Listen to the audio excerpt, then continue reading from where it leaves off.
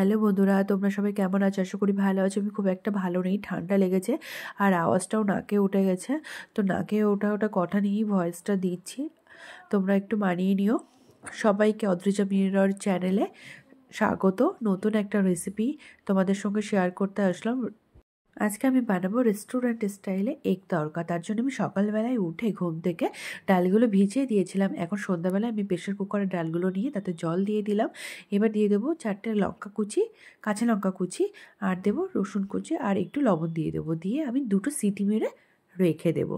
তো আমি এখন বসিয়ে দিলাম এই যে প্রেশার কুকারটা ইন্ডাকশানে। 2টো সিটি মারা আমার হয়ে গেছে। এটা রেখে দিয়ে এবার আমি কড়াইতে এগ ভুজিয়া বানিয়ে নেব। আর আমি এখানে 3টে ডিমের এগ ভুজিয়া বানিয়েছিলাম।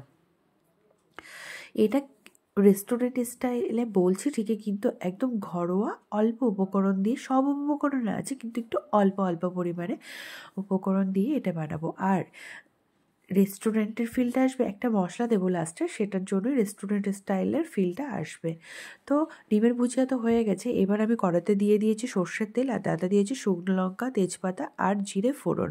তার মধ্যে দিয়ে দিয়েছি কাঁচা লঙ্কা। এতদিনে তোমরা নিশ্চয়ই বুঝে গেছো আমাদের বাড়িতে কাঁচা লঙ্কাটাই বেশি ইউজ করা হয়, তো আমি সব কিছুতে কাঁচা লঙ্কাই দিই। এবার কাঁচা লঙ্কা থেকে যখন নিজস্ব গন্ধ ছেড়ে দিয়েছে, তখন আমি পেঁয়াজ কুচি ও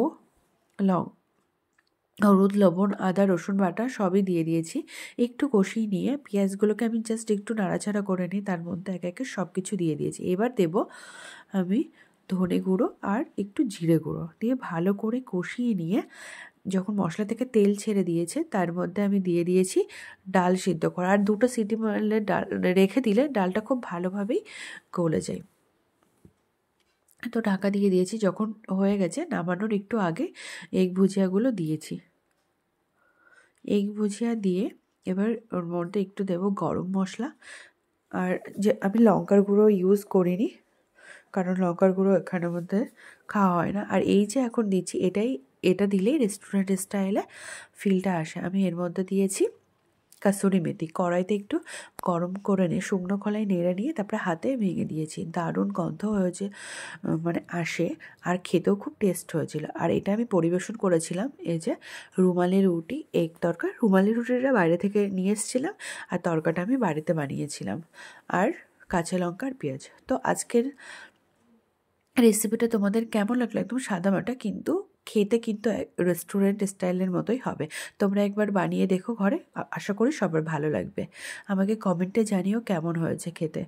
তো আজকের রেসিপিটা তোমাদের ভালো লাগলে অবশ্যই চ্যানেলটিকে সাবস্ক্রাইব করে আমার পাশে থেকো। Thanks for watching. দেখা হবে নেক্সট কোনো রেসিপি নিয়ে নতুন একটা ব্লগে।